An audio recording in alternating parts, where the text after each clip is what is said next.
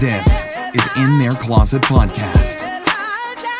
Welcome to In Their Closet. I am your host, Elmore, and today we're joined by Jackie Hawkins and Jerri McInnis. J-Mac is what they call me.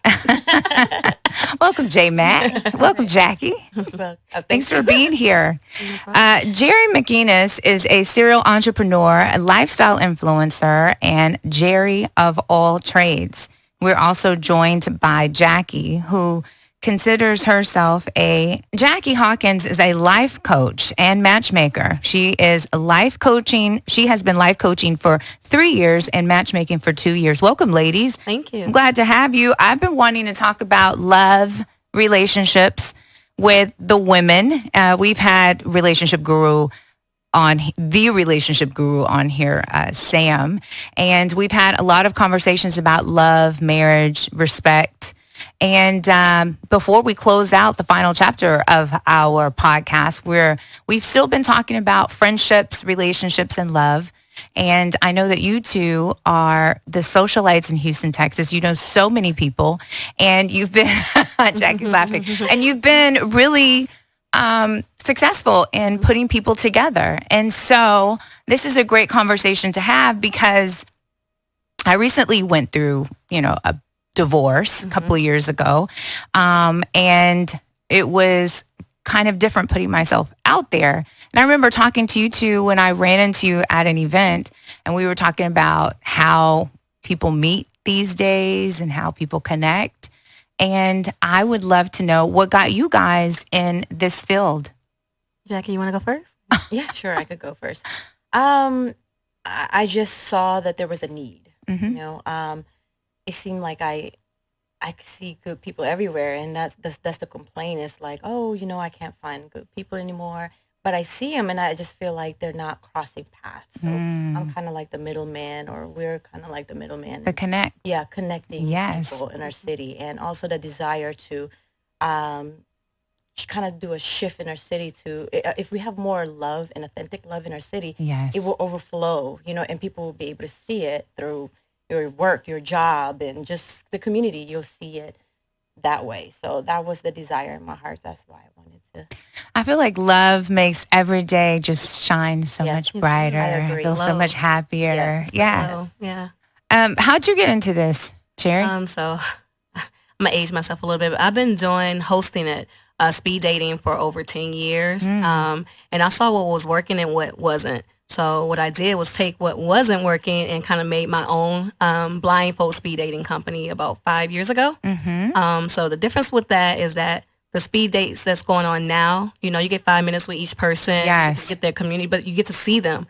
And what I saw with me is that, hey, what if y'all connect on a deeper level than just physical first, right? If you find that you have something in common with someone and then you get attracted to them, then that's different. So I found out that when I was hosting it, people would go by attraction first. Yes. Didn't have anything connected with them, didn't see anything that was a match but looks. And then they'll go on a real date with them, spend all this money, and then say, that was a waste of my time. So I was like, what if you connect on a deeper level than just physical first? So I came up with something called Dating in the Dark, which is a blindfold speed dating company. Oh my gosh. I love this. Yeah. So I just love love. Like, I'm a hopelessly romantic person. I'm a Pisces by nature, it's my sign. And they say Pisces are dreamers. So even though things might not go on in my life at that time, like romantically or in the right direction, I still believe in love. So I always like to see that. So I want to be able to create that. Like, I want to be the one to create the qubit. I'm glad that you said that. I'm glad that you said that, even though you may not have been in a romantic relationship, because I definitely, there are different people out there that give advice. One of the people that I like to listen to is Steven Speaks. And Steven isn't in a relationship. He has all this great information. But for me, I like listening to him, but I have to vary my information. I have to listen to different people, because I do like to listen to people who've been in a relationship or who are in a relationship. Exactly. Like, we've recently seen Mr. Jackson. He's been in the news. His ex-wife is now in the news because he used to sit in his car and he used to give love advice. And this great advice that he was giving, turns out he was cheating on his wife. And then as she has come out and shared, she's been humiliated and very disrespected. And so I like to listen to people who have advice, but I like to kind of mix it up and look at people and their actual relationships and how they're treating people, because we know nobody's relationship is perfect. It's not. And that's the thing about it. I feel like people want to put this persona on that, hey, we're perfect, we're great. And then if things blow up, then that takes you back to them saying, see, I knew it. It wasn't perfect. So just be your authentic self, like you said. Just be, just know what you need to be the good person first. Yeah. Show yourself self-love first before you give to someone else. Because if you're not treating yourself right, you're not showing yourself love, then you can't do it to anyone else. And I found out in the past, I was married too, went through a divorce, and yes, I'm in a healthy relationship now, thank God. But yeah, I went through it. So the thing about it is that I want people to know, hey, just because I want to show you love, I want to be honest. I want to show you that I didn't always have the greatest love. I didn't. I've been through things as well, but that doesn't mean that I don't believe in it. So it's just to keep the faith. I think it's love for everyone out there, just to keep the faith. A lot of people don't believe in it anymore. It's also very transparent to show that relationships don't always work, or how to handle a relationship when it doesn't work, how to walk away from a relationship, not to save face, to take pictures, to just have to have someone. Exactly. And that happens. I mean, social media, I'm gonna blame it. I don't know, Jackie. You tell me. Social we talk media, all these couple goals, what I mean? Yes. It's like, okay, you got matching shoes, matching cars, but what else? What I mean? Like, what are true couple goals? And there's a lot of work that goes on behind the scenes, and not just that smile on social media. Exactly. So let's talk about some things that we need to be aware of when we're ready to start dating, when we're ready to start blind dating or meeting someone, getting with a matchmaker. As a person that needs to love themselves, what are some things that we need to be aware of before we're ready to meet up with someone new? First of all, work on yourself. Yeah. Because a lot of people That's what I don't was work on about to yourself. They say. just jump into relationships and they're not even healed yet. Yes. So I think being healthy yourself before you get into a relationship is very important, because you could bring a toxic into another relationship not knowing. So if you don't work on yourself, whether it was your fault or not, I mean, I feel like we all have a lesson to learn out of every relationship, whether it was that person's fault or not. So I think working on yourself is very, very important. And during the pandemic, a lot of times, just me personally, that helped me. Being able to sit still, couldn't go anywhere. So I had to deal with it, whatever I was going through, and better myself before going back out there and say I'm ready. So you got to be able to be ready for yourself before you just jump into a relationship, because that's I not met healthy. you during the pandemic. You were letting go. You were purging. I was I was being my best self. I was manifesting my new thing. But I was going through it. But the thing about it, I was hiding it for a while, and I had to deal with it during the pandemic, because I couldn't hide it anymore. I couldn't go out and face the world and be like, oh, everything's great. Yeah. I had to deal with my ish behind closed doors. And I mean, the ugly me came out. Like, I was able to break down and just really say, hey, you're not okay. It's okay to heal before you get into another healthy relationship. Not saying that I couldn't find it. I think I was finding it easily, to be honest with you, but I don't think it was the relationships that I should be getting in at that moment, because I wasn't in a healthy place to do it. So I feel like, again, self-love, working on yourself, and just being healthy before going into a relationship. And what about you, Jackie? I What would you say getting to know yourself as well, like well enough, because then when you know yourself well enough, you know what you need in life. So what type of man and, or woman, it's very important to know who you are, because if you don't, sometimes you outgrow yourself, and then you get in a relationship during that immature stage, and then you grow and you're mature now, but your other person is still immature. Yes. You know what I mean? So now it's like, I'm already attached. I got to make this work. Yes. And it's not going to work out. Yes. Yeah. Are there like exercises that we could do to get to know ourselves? I don't know. I mean, I've been single for a while, and I wanted to just take some time. I didn't want to just jump back out there and start dating. So when I was going through my divorce process, it was about a 9-month period where I just kind of mourned the relationship and kind of just dealt with, because I'd never not had a boyfriend or had a partner. That was my first time being single. And I just wanted to be by myself, because like you were saying, it's easy to get out there and meet somebody else, but that would have been me carrying this weight from this previous relationship over. And even though I had all that time to myself, I'm not sure that I was doing anything to better myself. I was just healing and mourning. But I would say, because I've been divorced almost, well, the process took years, but so we've been apart for almost 7 years. I feel like I am so much better in year 6 than I was in that 9-month time, but I needed that 9-month time to just heal, breathe, and I think learning and getting with other women and just having open communication and talking about my relationship and the things I feel like this conversation is so important because I know that we can help other people who may not have a therapist or who may not know. You need to go talk to a therapist with what you're carrying around. Yeah. So what are some things that you guys would suggest for women who are trying to heal in that process?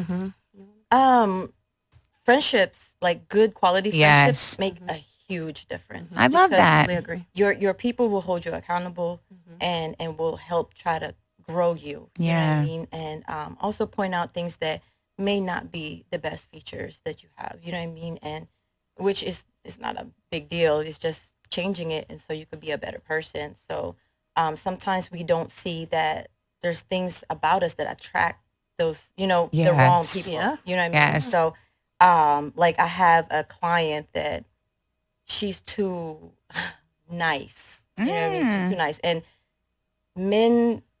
the man that she wants is not going to want somebody that's too nice. Yeah. Because then you're easily used. You know what I mean? So she was quick to spend money and buy gifts and all that stuff. I'm like, wow. You just met this guy. Yes. So you have to set those boundaries. And so friends will help you when you kind of have conversations with your friends. Hey, I bought this guy. Your friend should hold you accountable. Like, girl, like slow down. Yeah, you know what I mean? And let him show you things first before you start doing things. You know what I mean? So I believe good friendships help a whole lot. I like that because when I wasn't dating, I was hanging out with my friends and that was helping me fill the time. Yes. I didn't feel needy. I didn't feel like somebody needed to dress me up and take me out on a date. I could go hang out with my girls and dress up. And we would go out on a date and eat and drink and have a great time. Right. I went out with a girlfriend and we went to have lunch, discuss some business. And she was ordering food. She was like, okay, it needs to have this and this. And please add this. Oh, send that back. And I said to her, I said, do you do this on dates? Yeah. And I told her, I said, like, I'm your friend. I love you. I think that this would be such a turnoff if I was a man. Like, I love you, but you cannot. Do you do this with guys? Right. She was like, I do this all the time. I was like, oh my God. No. Every single time. And I began to notice a pattern. Every single time we would go out, she would return the food or she would complain. She would have to speak to a manager. And they pay attention to that, believe me. Yeah, I paid attention to it. I was uncomfortable. Like, when we go to lunch, do not send the food back this time. Yeah, you're right. Having good girlfriends, those are things that help you to become better with the opposite sex. Yes. Yeah, totally agree. Accountability. I totally agree. Because I needed those friends. I needed people to wake me up. Yeah, sometimes you can't see what you're doing. You can't see what you're doing. It's like a mirror. Sometimes you don't see it. Your friends see it. But I would say, again, bringing it back to personal, again, working on yourself and also keeping yourself around people that have positive relationships or that are really manifesting or actually investing in their relationships. So again, we say relationships not perfect. We don't know what's going on in the inside. We just know what we see on the outside. But if somebody's been married for a long time and they glow. I mean, I don't know how I got it, but I can see when somebody's like faking. I can tell. Yeah. Like somebody, we perfect, and I'll be like, girl, no, it's not like it's not real. But I just think, again, like she said, friends, because what I learned, what I went through is that some people were my friends and some people weren't. The people I thought were my friends actually were envious of what I had going on because I thought I had the perfect marriage, the perfect relationship. And then at the end of the day, they were like, really, I'm glad it didn't work out. And I'm like, wow, was you glad it didn't work out because it wasn't good for me or because you didn't have that love? So you just want to make sure, like she said, be with friends that is encouraging you and they want to see you happy, whether they're in their happiness or not, because they're going to tell you the truth. They're going to tell you if, girl, it's not healthy. You're looking bad. I mean, my friends could even tell, like, I feel like I'm aging backwards now because in my marriage, I was hiding a lot of things. And I had those friends, like she said,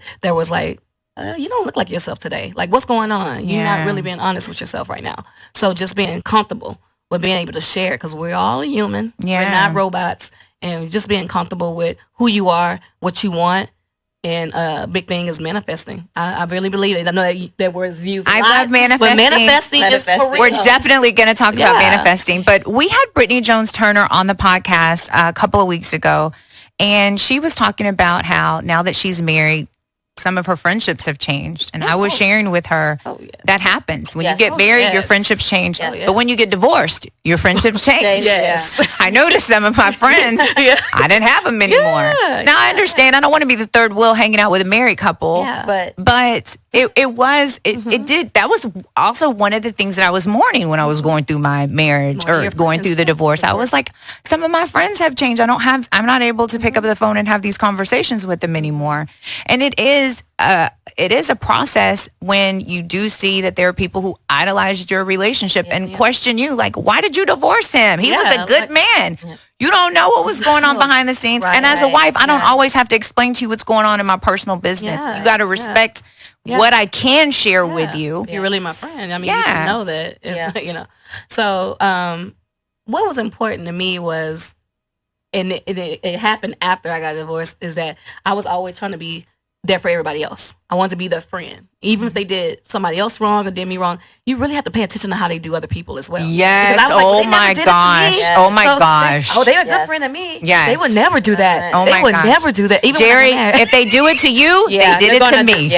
Exactly. If you're my friend and they did it to you, they did it. I don't even need to see. I don't need to see it. I'm just like, you know what type of friend you have. You know, so I've been that friend. I've always been the friend there for everybody else. And I'll say this, it could be a prideful thing. Now I learned that I can't be as prideful, but I used to hide what I was going through because I wanted to be there for everybody else. So it was like, I look like the superwoman at the moment, and I was like, well, dang, who's there for me? I was too scared to open up and it showed me some people wasn't really there for you that you thought. So now I am very big on paying attention to who should be in my life. We halfway over our lives now. Like, I want to pay attention to who I bring in my life, my energy, my vibes, everything. Like, if you bring in something negative, you always have something, you always negative in a relationship, or you always negative with somebody, why do I want you around me? And I learned that also happens in relationships. People want to be in a relationship so bad, and this person is just not a good person, but you just want to have a man. You want to have a woman. No. Like, get out. Gosh. Life is too short. So, I think intimacy in friendships is very important. I think for the most part, people come into a friendship thinking, oh, you're fun to hang out with, or, you know what I mean? Or we look cute together when we go out or something like that. But we need to really focus on the intimacy. If we have that connection with that person, that's a lifelong partner, friends, you know what I mean? So, and I think life has a way of refining and kind of filtering people in our lives. So, like, some people that are rich and then becomes poor, and then their friends, some people disappear now and they're poor now, you know what I mean? So it's a way of filtering and seeing who's there for you and who's real. So coming into a friendship, I think that's what we should look for first, is that connection and that intimacy. That is this person that I could rely on? Is this person I could trust? Is this someone that will be there for me and care for me? You know what I mean? And it's something to pop off, she's swinging too. You know what I mean? Like, that's really what you need. You don't want somebody running and leaving you there. You know what I'm saying? So, but she didn't do it to me. Right. But you know what? Because you guys deal with relationships, one of the things that I noticed, Brittany and I were talking about this last podcast, having good relationships with women, being able to build friendships and sustain friendships and have really good friendships and build on these allows you to be vulnerable, share things with each other, but it's also a setup with the opposite sex. If I can build trust and trust my girlfriend and trust that when I share something with her and trust that when she gives me feedback that it's coming from a good place, or when I've done something wrong to hurt her, I can call her and apologize. You can also have that same humbleness and apologize to your mates, trust your mates. So building good relationships with your girlfriends helps you to develop great relationships when dating. Yeah, I totally agree. It's training in a sense. So let's talk about the soft life. As women, that's kind of a term that's been thrown around lately, and we've been told that that's what men like. They like a high value woman, and and we need to be involved in the soft life. So as a woman, we're entrepreneurs these days. We have all these business. We're wearing all these hats. And some women are alpha. Can a woman be alpha and be a part of the soft life? Can a woman be a high value woman? Can a man appreciate this type of woman? Does he want to pursue her and date her? Let's talk about it. Okay, so I've been known to be the alpha, right? Independent, get it if I need to get it, hustler, do it myself. I was actually on a podcast with 4 other women that was considered alpha women as well, and they were talking about the struggles of finding a man because they were intimidating, right? The man was scared to talk to them or go up to them, so that was a whole conversation. And I kind of sat back and just listened instead of talking. I was like, let me listen and see what they're talking about, see if I can actually relate to this. And I was like, oh my God, yes, I can relate. Really? So my thing is, I know it's about myself. I'm talking to me personally. And then I started noticing about other people is that we can be alpha women, but we can be submissive and soft to the right man. Yes. To the right man. Yes. So that means that the right man has to come along for you to show your soft side. Because me, I naturally do it. I don't try to be soft. It just comes. Like, I want to cook for you. Yeah. I want to do this because you're treating me the way that I want the man that's going to be in my life to treat me. So I just think that what us women that they consider alpha is that we're used to now having to get it ourselves. We're used to having to depend on ourselves, and when we get the right man, we don't know how to just let them be a man. So you're saying the right man, with the right man, I should be soft. But you can't naturally. But can I be soft before that man exists? Yes. Yeah, you can. Yes. How does that look? How does that smell? What does that feel like? Well, first of all, you have to allow him to lead. And there's a level of trust that you have to give there. Yeah. So, and there's also a level of catering to him as a man, right? And it just depends on the stage you're at in your relationship, because you can't be like, the first week of getting to know this guy, you're washing his laundry, cooking, cooking, cleaning his house. That's the woman you were talking about. Yeah, you can't do that. Yeah. You know what I mean? So you just kind of have to know your boundaries of how to being that feminine, soft woman coming in and just know and pace yourself, you know what I mean? And allowing the man to show you that he's worth, you giving that side of you. You know so if I'm walking outside, how will a guy see me and know that I am a soft woman? I don't know what the term is. Okay, so example, you know how they say some men be like, I opened the door for her. She just rude. She didn't say thank you. Oh yeah, That's soft. Okay. That's soft because you're showing appreciation for him being a man. Smile, Okay. being a little bit more light. We can, and I know you could be thinking about something during the day, and you have this mean look on your face because you're thinking that you're not, like the rest be face, right? And you're not trying to be that, and they be like, "Dang, she rude. She look mean. I ain't gonna go up to her." They're not gonna approach you if you look like a a-hole, right? Yes. So I just feel like just smile. Like you could be a little flirty. Yeah. Like just be a woman. say hello. Yeah. You know what I mean? Hello, how are you doing? Good morning or whatever. Yeah. And there's also a walk too. So I mean, there's a softer way to walk, and there's the the authoritative walk too. So that could be intimidating as well. You know what I mean? That's so something good to know. Yeah. So it's just your whole demeanor. Watch your demeanor. If you feel tight, you know what I mean? You're the kind of person that carry, what you go throughout the day in your body. You have to watch that because people could see that you're kind of, tense, and it makes you appear to be somebody that's unapproachable.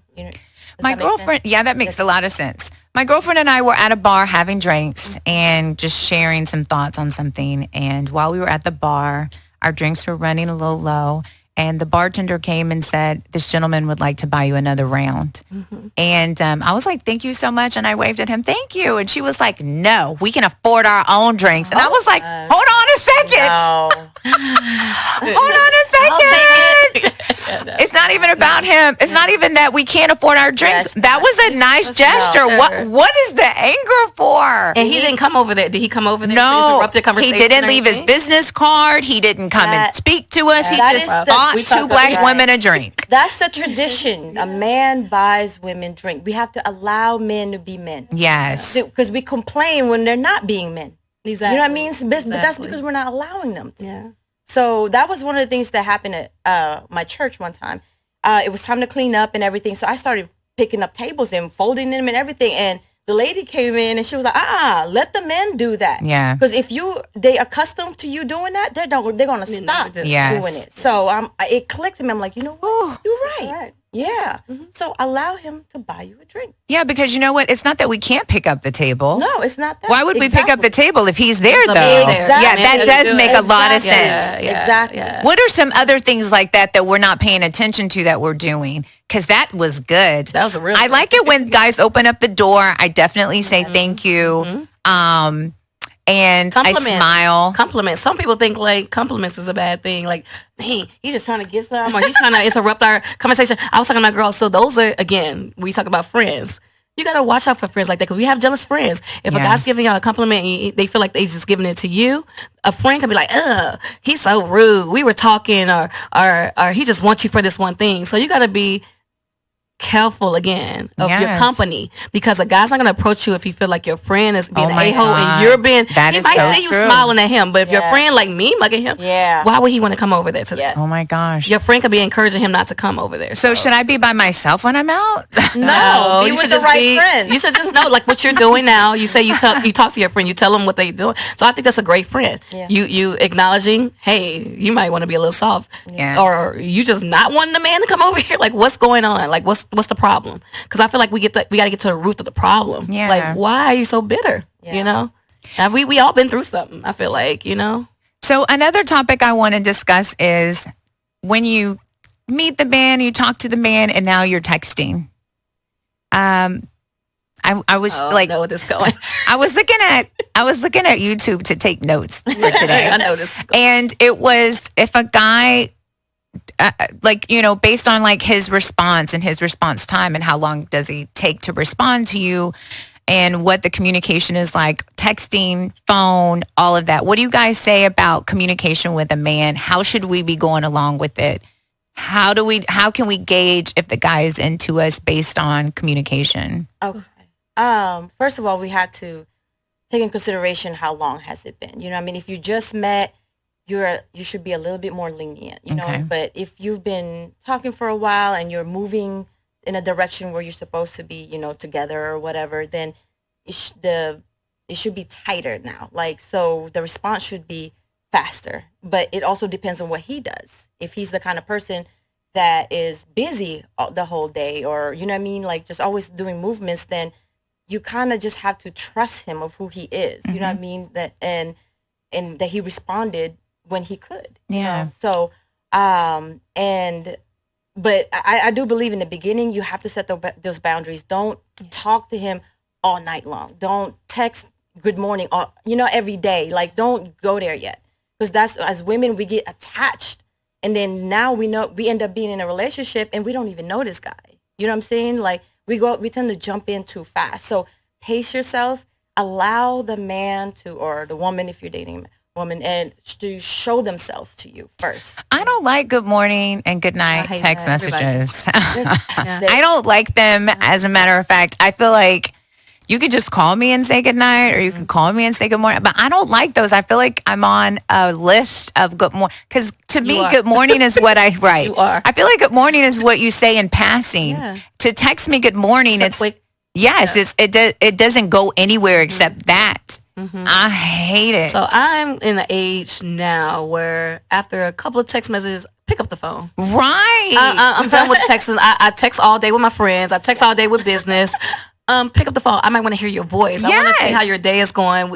You can feel people energy by their voice. Right. Yes. On the text message, you're going to read it how you want to read it. Yes. So he could be saying good morning, be like, oh, this is generic. He probably really be like happy to say good morning to you. But you're like, he's another one. Oh, well, bye. And you don't know how he's feeling when he's sending it. He might be really in a good mood. Yeah. But we don't know because you didn't pick up the phone. We can't hear your energy. We can't hear your voice. So some men don't know how to communicate. So you kind of have to voice your thoughts about that. Like, hey, I would prefer this, you know what I mean, that, or whatever. You know what I mean? And then allow him to conform to what you're requested. And if he doesn't, what do you do? Get rid of him? Then, I mean, are these...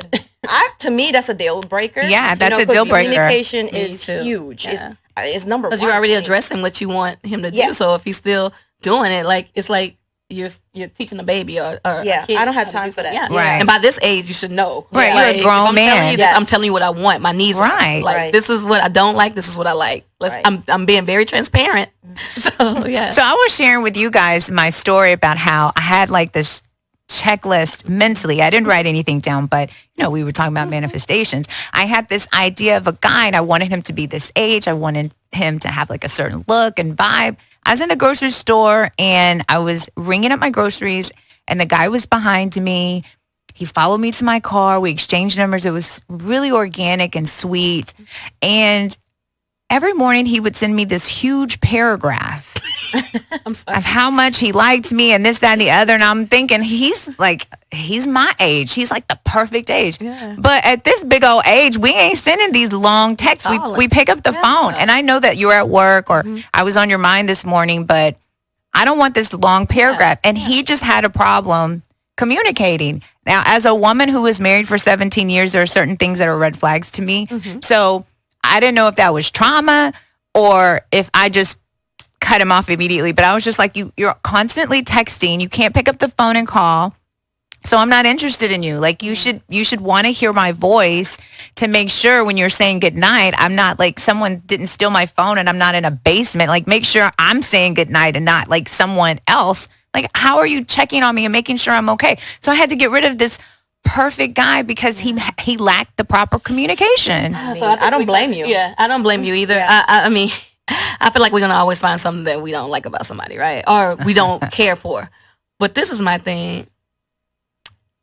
Even though he's old enough to know better, if a lady and the ladies that he dealt with is allowing this, he probably really doesn't understand. I'm not calling men naive, but sometimes they don't understand because they didn't have to do it in the past relationships. Right. They probably got away with that. So my thing is that's like when you communicate it. Hey, I like a phone call. Yeah. And if they still do it, then that's when you cut it. But it's okay to tell a person what you want. Sometimes they can't read our minds or they never had to do it. Yeah. And it's a way of getting to know each other. Exactly. Because we come into a relationship with the idea of trying to please the other person. So if you're not wanting to please them, then why are you here? Yes. You know what I mean? So that's supposed to be the focus. So my cutoff game is strong. So I have like, on by the second date, really the first date, if I'm not feeling you, but by the second date for sure. Yeah. And if I feel like I have to ask you too many times to call me, I'm not begging you to call me. So like, I'm good. Like there are certain things that are deal breakers for me. And my friends are like, Lisa, what was wrong with him? Well, I mean, you not being able to call me is a deal breaker for me. I can't teach you at this big old age how to communicate. I just feel like certain things I cannot compromise on. No. And I feel strong in that. Yeah. And I feel like you guys are backing me up. I'm sorry to say, but I'm curious just because we talking personally now. What happened after that? Like, how did you cut him off? Like, give me an example of how that So, the second time that he sent me the very long paragraph, because they're very sweet in the morning, and he's praying for me and he's saying all these great things. I mean, it was nice. But I said, like, I'm not really a huge texter. I kind of like to talk on the phone. And so we did have a conversation over the phone. It lasted about an hour. Y'all know I have a podcast, so y'all know I can talk. But he seemed really nervous talking to me. Like, he seemed really shaky. And that didn't feel comfortable either. I mean, I want a man who's confident when he... Exactly. When he approached, you chose me, so you know what comes with all this. Right. And the fact that he was a little nervous over the phone, I gave it a little time. But that Monday, he was back sending those big old messages. And the night before, I told him, like, I'm getting in the Uber. I was leaving some girlfriends. I'm getting in the Uber and I'm headed home. And it was like 8 o'clock at night. And he was texting me at 8 o'clock at night. What are you about to do? Are you going home? What are you going to watch on TV? He continued the conversation himself, texting instead of, I'm in the Uber. You could just pick up the phone and call me. I'm not and the fact that it didn't dawn on him, like, let me call her instead of constantly texting her after I'd already told him. So that Monday when he sent me the nude, I said, I'm sorry, this isn't going to work out for me. And you know what? I was going to root for him at first because my thing is he started off approaching you, right? Yeah. That's how he got your number. You got the digits because that excited you. You're like, okay, this man looks nice. He set up a date the next night. Yeah, so he was doing the right thing. He was. And that's a disappointment right there. It was. It was already expected that he would do like that. But if he came and he approached you, you would have thought in your mind, like, okay, he approached me, so he's not that bad of a communicator. Right. Because he had to approach me to get my number, right? Right. So that disappointed me in him. So hey guy, whoever you are, I'm disappointed in you. You need to take some lessons, learn from some people. But no, I just felt like I was rooting for him at first until you said that. I was like, well, at least did you let him know? But after you let him know if he's still doing that, we ain't got time for that. So New Year's Eve, he called me, or New Year's Day, he called me, and out of the blue, I hadn't talked to him in months, and he was like, I wanted to call you and tell you Happy New Year's. I was like, well, thank you. He said, I didn't want to text because I know you don't like text.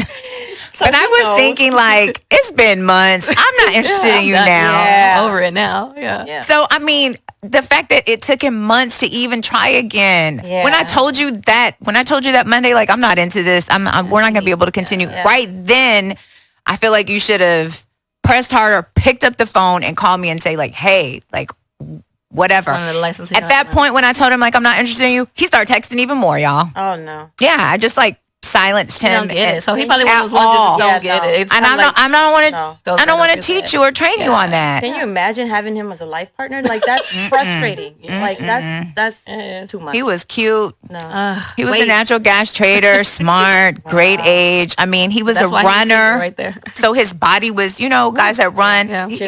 Yes.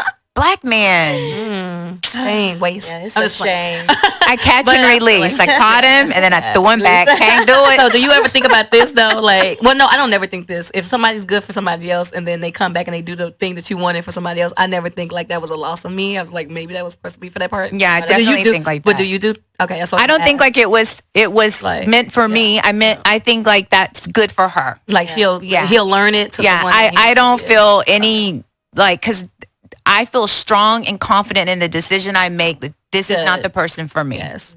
That's a good thing because a lot of people don't. They regret what they did. And then I'm like, no, don't regret it. Because if it wasn't your time for that person, then it wasn't your time, So I'm glad you think that because a lot of people don't. A lot of people think like, dang, somebody else got what was mine. I was like, no, he wasn't yours. I have the gift of goodbye is what TD Jakes calls it, but I mean I can detach. If I don't mentally tell myself something exists that doesn't. I go off of actions because I'm a words girl, because I'm a talker. You can talk and tell me anything. I need to see it. Actions. So if I'm not seeing those actions, it's a no for me. I don't care how great you look on paper. Yeah, that's actually rare. Yeah. That's what I'm starting to see in women, Yeah, I'm starting to see that too. What? That's what. When I go out with people, because I was gone for so long, when I come back outside, I do kind of see like some of the women I know accepting things that I feel like, girl, let it go. And they're like, no. Yep. And it's that scarcity mindset, thinking that this is the only one. Yes. And if you let it go, it won't come back. It won't come back. I just had a conversation. I can't find anybody better than this. Right. Yeah. So. I had a conversation with someone just before this podcast on some Taco Tuesday margaritas. But no, we was talking about that because she's in a bad situation right now. And I feel from her just sharing her thoughts with me and stuff like that she's sticking in longer than she's supposed to. Like life is kind of like just passing on and you just stand here and something that you're not happy in. But I think she's figuring it out on her own. She's got her own thing that she's doing to get out of it. But I think what she's holding on to is like, well, at least a piece of a man. I got somebody. And I think that's what's going on. That's the struggle, which I'm sure you're going to talk to us later about that when we talk about what we're going to be doing together. Yeah. But that's the struggle right now is that the ratio of women versus men here in Houston is very high. It's a lot of more women to choose from than it is for men. And so the men have the upper hand. So the man that you probably wouldn't pick before, a lot of women are picking now because they just want a piece of a man. Pandemic taught them that I'm lonely. I just want somebody. And I was telling her, and we both talked about this and we can, talk about it later, but is that a lot of people are lowering their standards of what they usually would want in a person just to have someone. And they stick it into relationships for longer than they should just because they want to have somebody. And that's not healthy. It's not. That's not healthy at all. It's not fulfilling either. It's not healthy. Especially further down the line, now that you've had this man for a while, you're like, do I even want this man? I'm not happy with this man, but I got a man. And then you got kids with them probably now. And you got, life, you're doing things when you knew beforehand. And now you're letting it go longer than it should. And now bills are together. Y'all staying together. Y'all having kids together. Y'all getting married. And I think a lot of times, and I was telling her, the pandemic has really lowered a lot of people's standards. Wow. It really has. I've been like really sitting back and not talking as much and looking. Yes. Like, girl. Why would you accept that? Like, girl. Like, right. Really? And the man that wouldn't usually get the woman It's like, and they just been out here just doing everything. Like everyone, getting all the women. I feel like, women, come on. Like, let's not lower our standards. If you have the thing you want to manifest it, talk about it, speak it in existence. You don't have to go get another woman's man. You don't have to go get any man. We about to talk about that. So, Jackie, I mean, we were talking about manifesting, and I love your page, and you're always posting positive stuff, and you're always keeping us encouraged, and God is the forefront. Yes. Do you believe that there are not enough men versus women? In Houston? Period. I can't really, I disagree. Okay. Yeah, I want to say I disagree. At one point, I did agree that I believe that there were more women than men, but what about here in Houston? In Houston, it's the same. I still feel like there's a whole lot of men. I do too. Thank you. There's a whole lot of men.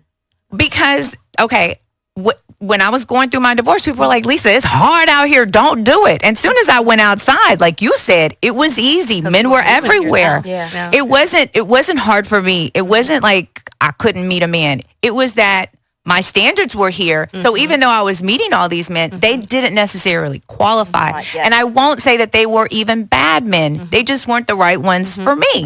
Now, I'm not into matchmaking, so I can't say like I'm not into you. I do my research. That's how I know for a fact. I know that for a fact. But I think it's the mentality. I think the mentality. And I because we're talking about manifesting, I believe I attract what I feel, what I know I can have. So I'm constantly, I'm in the grocery store meeting a great man. Yes. He just lacked communication.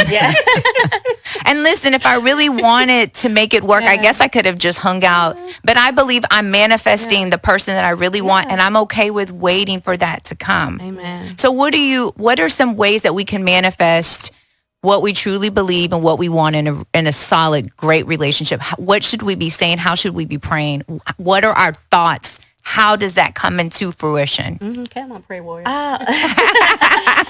See, to me, for me, I don't really pray for a man. Or, a specific man. I did at one point, and I just kind of left it in God's feet, you know, like for him to work on it, because I don't want to, if I keep praying on it every night, it consumes me. You know what I mean? That's just me. It becomes an idol. I'm a hopeless romantic like you are. So it starts to take over me. And it's an idol. Exactly. It becomes an idol.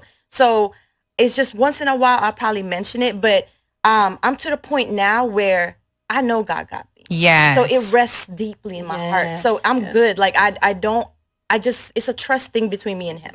So I believe that it should be the same with, another person. It should be a trust thing between them and God. So if there's a gap there, or you feel like you don't trust God, then that's what you should be focused on. It's working on your relationship with God, so you could get that trust and feel confident. And he gives me the peace, and he gives me the security to feel like you good. You ain't got to worry about that. I used to be the person who would come home and be like, oh my gosh, I'm alone. You know what I mean? And start to feel dark. You know what I mean? Like, and when I go out, I'm scanning the room. Like, where's the cute guys at? Like, you know what I mean? Like, it was bad. It was bad. So I'm like, now I'm like, I don't see, if I see them, it's because they walk past in front of me. I'm like, oh, he cute. You know what I mean? But I'm not scanning the room. I'm not looking for it. I'm not, or dang, I only got one number tonight. You know what I mean? Like, so like, no, I'm not looking for it. I don't get any numbers. And I'm not tripping. Like it doesn't, I just don't think about it anymore, and I also have, things that I want to work on, like helping people and all that stuff. So I think having a, not a calling per se, like a purpose, and I think it is intertwined with your calling, focusing on that and everything I think will manifest and come, it will attract. You know what I mean? Attract. So you need to get on where God wants you to be, in God's will, you know what I mean? And so figure out why you were born. Why were you created? You know what I mean? So work on that, and everything else is going to fall into place. So that's what my advice is. I like that you said don't focus on a specific person. Right. Because I've never prayed and asked God for like, God, I want that man over there, But make they him my say husband. to. I know. Yeah, And to they me, say that's to. a little scary. Yeah, it's because you scary. don't know. Let God move. You don't know what that man has going on. I feel like you're never gonna ask exactly like from word to word what man you got. So you're gonna ask for all these things, and then you forgot to Right. ask for this stuff, and Right. you get all this stuff that you said, but you still didn't ask for that stuff. So like y'all said, just a good man. Like I feel like me now in my life, my typical person I probably would go for, I don't go for no more. It's like I'm now attracted to like more than just one thing. Like you know what I mean? It used to be my friends would say, "Oh, we do a lineup. She gonna pick this guy right here." And now you can't put a lineup. You can't pick my guy now. Right. Like she didn't have Right. him. You can't pick my guy either. Cannot pick him. And I've been very, very. What I learned is I've been very, very. I've always been like this, but I let the guys that I've been with. They've been proud to share me, and I've been like, okay, if they want to post me on social media and stuff like that, why am I not letting them? And then if we break up, guess what happens? I don't see no posting a long time, and you and this guy. So now you opening up. I'm not posting. So my guy, nobody even knows it. As a matter of fact, a lot of my friends, I did it right, and it's been right ever since. But but that's what I did. I just kept him like. What I feel like, because we socialize, we all three are socialize. Yes. I feel like what people see, we show on social media, they think that's our personal life. Yes. I show what I want. Right. I don't show you what I'm doing in my personal. I show you see me on a million pictures by myself. You think I'm by myself. Yeah. I'm not by myself. I have those Your pictures. page I'm is with curated. Yeah. To look this certain way. Exactly. My personal life is my personal life. My business life is my business life. My social life. Now, don't get me wrong. If I want to share him, I'll share him. Yeah. I'm not saying that I'm keeping him hiding. Yeah. I'm not doing it for social media. I'm not doing it for anybody else. Like I'm doing it for my own Instagram. Yes. Relationship goals. Exactly. I do like that because we share so much on social media. It is nice to have something to ourselves. But it's not like, we can only go out after midnight. Like if you see us together, then you're like, oh, there go Lisa and her man. But you may never see it on social media. Yeah. And it's nice that that's something that my friends know. It's something that is mine and only mine, and I don't have to worry about explaining why it doesn't work out. And that's not even one of the reasons why I worry about that. It's just like, this is mine.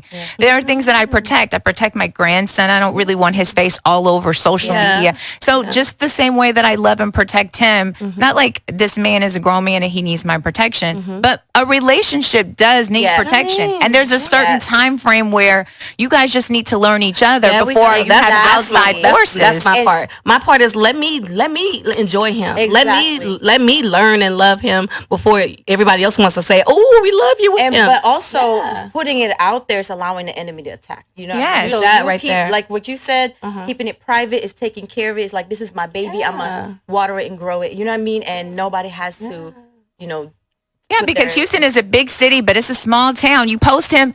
Girl, Everybody else, he was married to my friend for 5 years, and he wasn't no good. No. That's the enemy right there trying to break that you wasn't up. him. It looked like him. My bad. Yeah. And I'm sure y'all dealt with this before, and I'm gonna get real now.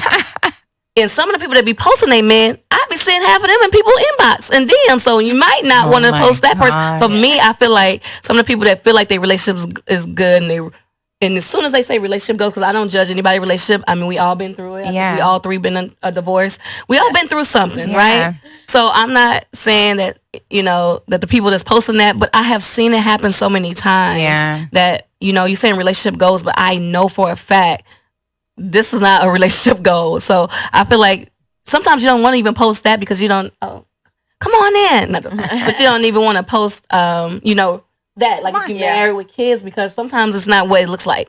You know what I mean? And a lot of people do that. They have different reasons why they post. Some people just want to show off. You know what I mean? Yes. Showing off in the right way. Right, exactly. Exactly. Some people want to show off like, hey, I got a man. And guess what? When we look at you, we know you're beautiful. We know you can get a man. You don't need to prove it to us. But even if you got a man, just because you're beautiful, sometimes I'm telling you, ladies, I've seen the most beautiful people on social media, and I know that they men be in other DMs. So you thinking like, yeah, I look good, I got this man and everything like that. But my thing again is stop analyze. A lot of people analyze. A lot of people was analyzing my relationship, and I was like, girl, you might not want to do that. On the outside looking in. Yeah, we showing you what we want you to think. It's social media. We showing you what we want on the inside. You don't know what a person's really going through. Yeah. So because we've all had divorces. You've been divorced, Jackie? Yes. So because we've been divorced, like on this couch, we've had conversations about relationships and if you can give advice if you've been divorced. I feel like I was married a long time. Hell yeah, I can give some advice to anyone who's been married. It doesn't disqualify my relationship and the time that I shared and went through. Do you guys feel like because you got a divorce that your relationship was unsuccessful? No, not at all. So I need to stop saying this word. I be saying that that first one was a trial. Like I know it's not right to say. No, I don't get married. So my thing is, I didn't get married just to get married. Like if I could have got married even younger than that. You know what I mean? I got married because I thought it was going to be a successful marriage. I got married because I thought I was in love at the time. I got married also because I don't know. I had a feeling that my dad was not going to be around for much longer, and I wanted him to see that moment. Yes. So I think everything was more like, no, I really believe that this is going to happen. I had some doubts, I thought it was just scared doubts, right? But now that I look back at it, I'm like, no, like I feel like I wasn't mature enough to take on that relationship, and he definitely wasn't mature enough to be in a marriage. And I felt like even though it wasn't a successful marriage, I'm still doing this matchmaking thing because I believe in love. Yeah, it didn't just because it didn't work out with me doesn't mean I failed. It was just a learning lesson or whatever I need to take at that time, whatever God was trying to show me at that moment to take and be a better person in whatever relationship I get into next. Yeah, so no, I don't think it was a failed marriage at all. What about you, Jackie? I do feel like it's a failed marriage. I mean, it wasn't young. Was it young? I was young. Yeah, so it was a failed marriage for me because to me, a successful marriage is something that fulfilling and it lasts. You know. How long were you married? I was just married for. Well, I was married for 3 years, but I left after 6 months. Wow. How old were you though? I was like 20. Yeah, that's young. I was really. So I don't think that's failed. I don't think it's a failed marriage. I mean, I see it as a fail, and that's okay. We fail at certain things, and I needed that. Now I didn't say my marriage was successful. It wasn't a successful marriage because I've had 3 proposals after that. Yeah. But I needed that marriage to show me, like, hold on, I don't know if I want to say yes to this proposal. Yes. Because of what I learned from my first marriage. So, so I had to decline. Well, I said yes to the one, but it's a long story. But anyway, so I declined the others because of what I learned from my first marriage. So I feel like I needed that. So in a way, it's a failed marriage, but it's still something that I needed in order to grow. You know, in Genesis 50 and 20, I think is the actual scripture. But there is a passage there. Joseph was sold into slavery by his brothers, and he went to prison, and he met the baker, and they introduced him to Pharaoh, and he ended up being second in command. And when he finally was reunited with his family, with his brothers, he told his brothers, what you intended for harm, God used for good. And I know that, you know, we get married, our every intention is to be married forever. Like those vows, we take them seriously. We love God. We take that as a covenant to God and in front of our families. We're not trying to embarrass ourselves. Exactly. So I know that for the most part, most people get into those relationships hoping for the best. And I know that God will honor that. You know, I know that sometimes the reasons and the decisions that we do it are not always right, but God will also use that to guide us in the future. Use that so that we are more confident when we speak to people and share our relationship and the way that, you know, we've been blessed or how we've been hurt. And that seed will continue to pour into someone else and help them to maybe not walk in our situations. But I love being married. I would love to be married again. But one of the things that was happening when I got divorced, I noticed that people were constantly talking about getting married, and I was just like, it's not something that you enter into lightly. You really want to take your time and enjoy getting to know someone. Exactly. I totally agree. You just said, y'all both said on the head. So when I said it wasn't failed, I feel like it was a lesson learned. It wasn't a failed marriage. It wasn't a successful one either. So I don't define I know what either. you mean. I just said I feel like I know what I want next in the next relationship and what I don't. And what I dealt with and what I will not deal with anymore. So I feel like, again, hopelessly romantic. I feel like love is still there. But I feel like it's my testimony. I feel like I went through the things that I wanted to because I made it feel like everything was great. I was very prideful, and I wanted to make like, oh, life is great with me. You know, everything is all right. And I had to have a testimony. I had to be honest. I had to, let's just say this, I had to step in my ish and let the world know. Like, I couldn't hide it no more. The world has to know that you're going through a divorce. You're not posting pictures. You're not doing this anymore. So I had to face my ish, and I had to use it as a testimony now. So I feel like, again, it was my testimony. It wasn't failed. It wasn't successful, but it was my testimony to be able to say, okay, yes, I've been through it. Y'all think that life is great when you get married. Y'all think this like that. Y'all, I mean, I'm not saying that marriage is not great, but I'm just saying that a lot of people are faking their marriages right now, and I just want them to be honest with themselves, because life can still continue to go on without feeling like you have to stay in a failed marriage or what you consider a failed marriage. So because of this experience, you guys are going to be hosting a matchmaking event and helping and pouring into others. Let's talk about it. Hopefully several events. Yes, I'm going to be there. It's not going to be, well, we want to talk about this one because it's fun. We like a little, me and Jackie are very competitive. So we have a lot in common. We're very spiritual. We love. We great friends. We know how to be a friend. And we competitive.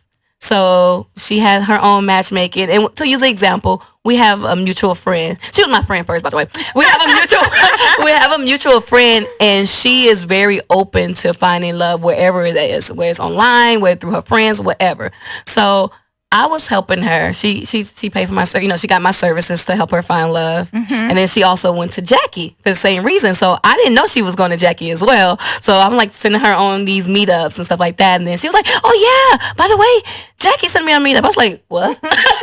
So me and Jackie laughed about it because we was like, oh, so let's see who can make her fall in love first. Like, or get her man first. So now we want to do it to where it doesn't necessarily be her. We want to just find as many people we can, and we make it a friendly competition to see who can find the person their love, their true love.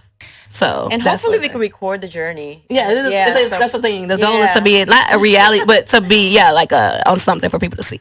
Yes, that would be awesome, because I want to be a part of a journey. I mean, sometimes when you see people going through the journey, it's cute. Like, we watch these reality shows.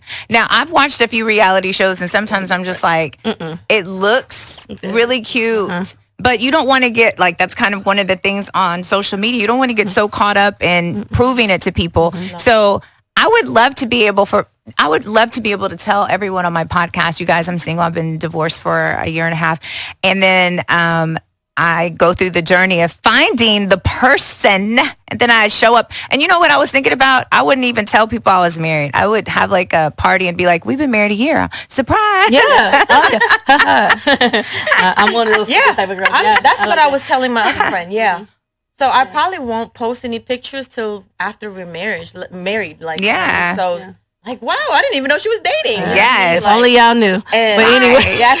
And then after that, you won't see nothing else about it. Right. I don't like to rub in my relationship to the people. Like, you know what I mean? Because there's women out there that's like, want something like that. I feel like I'm rubbing it in her face. Yes. You know what? And I felt like that too. I do that too. I hide my happiness for other people because they're going through stuff. I've always noticed that about me. It's like, if I'm getting a happy mood, it's like, I don't want to be too happy. I don't hide that part. I don't dim my light. I don't dim my light. I don't dim my light. I just don't like to glorify it in somebody's face. Yes, like if I got a new car, I wouldn't really post it and be like, I got a new car. Me neither. When I would show my husband and myself in a picture, I would try to make it make sense. But I wouldn't want to be like, look, it's me and my man. I got a man. Look, like a picture of me and my man. Me and my man doing this. Like, I didn't want to rub it in people's face, because then people develop envy. Yes, and then and I've read 48 Laws of Power. Sometimes you can you can create enemies because people begin to envy what you have. Exactly. You don't have to let people know what they need to envy from you.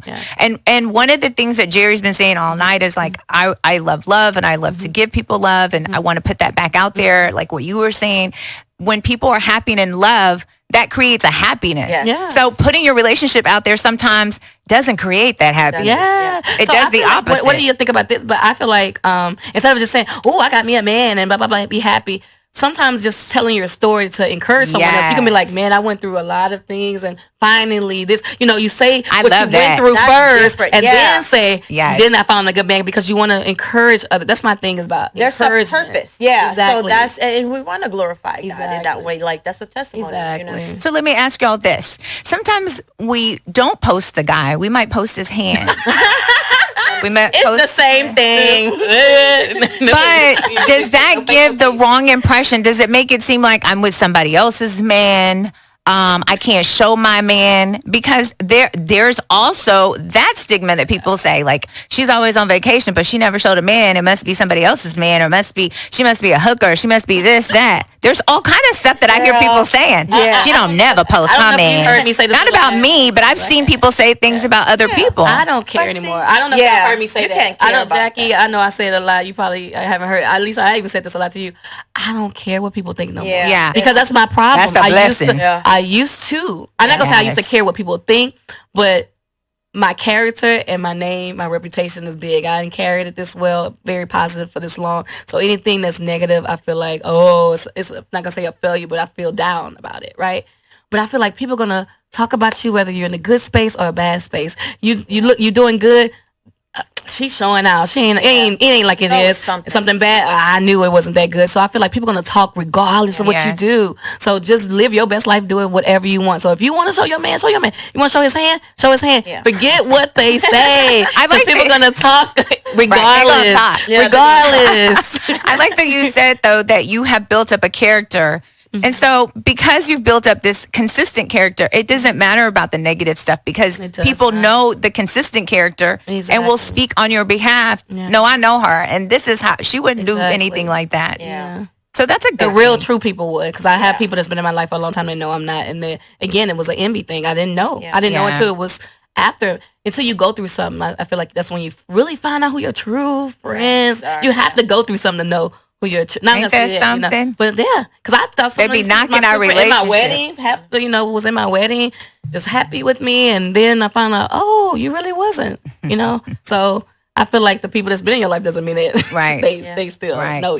It's building up that intimate, true, authentic relationship where you can just be honest and transparent. You don't have to pretend to be anything other than your true, authentic self. Ladies, I appreciate your conversation with me tonight. This has been enlightening and encouraging and uplifting.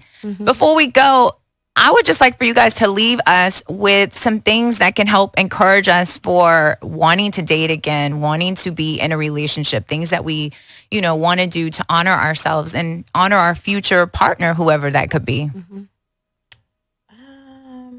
Let me go first. Okay. I've been speaking this all night now. And it's because I am living the truth. I am living it right now. Working on yourself. I'm telling you work on yourself, the partner will come. Yes, I love that. I was actually the person I've been with him over a year and a half. People don't even know. That's how secret. Y'all probably didn't even know. But my thing is I worked on myself. I was actually trying to push him away because I was like, I'm working on myself. I don't need nobody. I'm trying to hook him up with other people. Like I was trying to be the matchmaker with him. Like me and I was like, now I'm like, you better not even touch him, girl. That's mine. But I was really working on myself, and I found out that was the problem with me, is that I wanted to make everybody else happy and make sure everybody else was healthy and took care of themselves, and I was lacking. And I felt like when I had to get in, the pandemic helped me out a lot. It was a blessing in disguise for me because I had to stay still. I couldn't do anything. I was always busy and didn't want to deal with whatever I was going with. And I had to deal with it. I had to break down, cry on God, let him know, hey, I need to be healed again. I need to be restored, and I need to be better than I was before. And I'm telling you, when I worked on myself, they were coming. I was like, the good ones, not just everybody, the great ones. And I really sat down and I said, hey, this man is really here for me. Even when I was trying to push him away, allow it. You deserve it. Yes. You deserve love, So that's my thing. I want to take away, love yourself. Make sure you're in a healthy space, because when the right man come, you don't want to push that, or right woman come, you don't want to push that person away. So that is good. Yeah. Because I prayed and asked God for a guy, and then I went outside after I had took time to heal, and I met the guy that I was praying for. And I did, of course, the first night I meet him, I don't know that that's him, but over time meeting him, and for weeks I'm getting to know him, and I'm pushing him away, and months into it, I didn't push this man away. And I was like, I think that was my guy. Luckily, we reunited again. But the fact of the matter was, when he was in my face and I realized, like, this is the guy, I was scared. Because I was like, That's funny. I cannot believe I prayed for this guy and he exists and he's here. Yeah. It's having faith and trusting in myself. It's trusting in God, knowing that he heard my prayers. And you deserve And if I it. believe it, it's going to come. And you deserve And it. then when you pray for it, be ready for it. Be ready to handle it. Be ready to receive it. Be ready to. That's like real love. I That's love like good love. that It's advice. powerful. It's Jerri. very powerful. Yeah. What you got for us, Jackie? For me is one, this is just a generic, advice. One, you have to be attracted to him. Yeah. 'Cause I've seen women that's like, oh, well, he hits all of this, but I don't, he's not attractive to me. No, you have to be attractive to him. So, and then second, make sure that he, if it's a man, he provides. He's a provider. You know what I mean? And that's another thing that women kind of, I don't know, settle for. Like, oh, well, maybe I could pull the weight, or this, whatever. Because you start to lose respect for the man when he's not able to pull his. But and then third, if the person brings the best out of you, you know what I mean? I think that's something that you need to look for. If they bring out the worst in you, or you're the same, or you're better off when you were single, you know what I mean? Like, look for someone who brings out the best. I love that, Jackie. I love it. I really, I'm a Look strong for believer someone in who that. brings out the best in me. you. I love is a that. provider. Now, what's a nice way that I can ask? No, I'm just kidding. I ain't got to ask. I can see. He's a provider. Yeah, I can tell right there. Yeah. But I love this advice. I don't think that I've ever. My cousin called me one day and she said, Lisa, I need to ask this guy for money. How should I say it? Like, I'm going to send him a text. And I said, girl, I've never asked a man for money. No. I feel like They should see. they just kind of were doing things for me. I've never asked a guy for money. When you said provider, I want us to, just before we leave, ladies, I want us to make sure that my listeners that are listening, I want y'all to understand what a provider means. And when you say that, Jackie, I know you're not saying like ask him to buy you Louboutins. Like, No.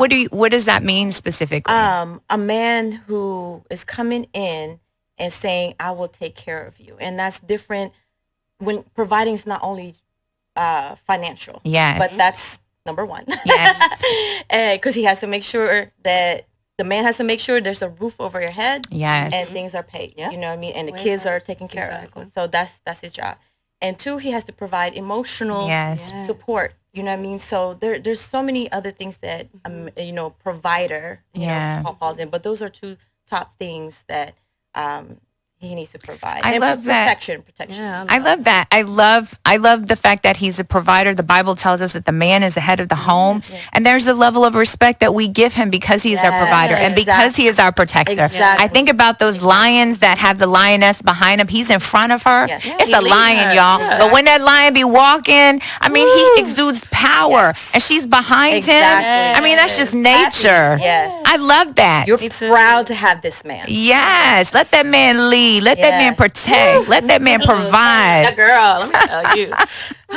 This, That's another this topic. We can go on in that. I'm telling you right now. Right.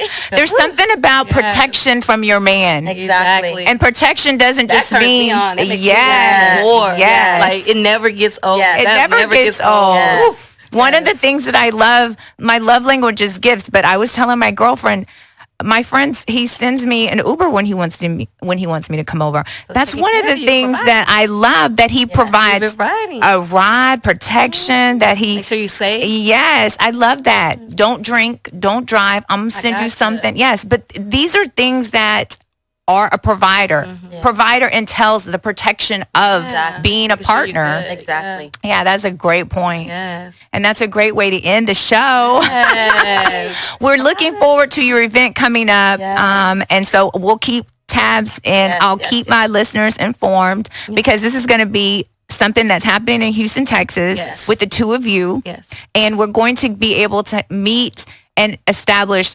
relationships, not based on superficial things. We talk about here how we feel on the inside and how that's displayed on the outside. We'll be able to meet people who match how we feel on the inside. Yes. And when we have someone who we trust and who we love on the inside, that outward, the fact that we're attracted to them inwardly will also be able to exude even more. The relationship will grow and build and all that good stuff. Exactly. Ooh. So ladies, where can we follow you, track you down, stalk you on Instagram? My IG is The Love in Me. Okay. Love it. Yeah. I see love in there. I just never pay attention to love in me. That's what I have. I'm always tagging her, and I'm Well, like, the love in me not me. really means my love. It means God. The love in me. Yes. He's the love. Yes. I love following Jackie's page because she does talk about love, but she does talk about that God love. Yes. And when you trust God with your heart, God's going to take care of Yes. you. Yeah, the love in me. Yeah, definitely. Greater is he that is in me. Yes. Love it. Mine's personal, but it's still attached to my business. It's ITSMS _ JAYMAC. So it's Miss _ JMac. Yes. Yeah. It's Miss J Mac. Y'all gonna see her outside pretty soon, smoking on our hookahs, doing our cute social events. Oh, by the way, this is off track, but me and her also are doing something else. She's going to be a designer in a fashion show I'm putting together for the Vegan Vibe Festival, and that's July the 15th. So you might find your love there. So just come out. We got a lot of single people that's going to be there. It's not a single event, but it'll be people there. You never know. Y'all get outside. That's how you meet Right. people. Get outside and mingle. And also, we mentioned we're thinking about doing what is it for the disabled? Oh yeah. So I'm sure that'll be another topic on another time. But again, this also deals with just showing love, not just love romantically, but we want to give back to the community. I love and to put together a dope prom and a matchmaking for the disability. Oh, that is so sweet. Yeah. Yeah, we love. All right. All the way around. Y'all really do love. Y'all don't want to forget nobody. Nobody's left behind. I love it. Thanks you guys for being here today. And thanks you guys for being here today. And we'll see you next time on In Their Closet.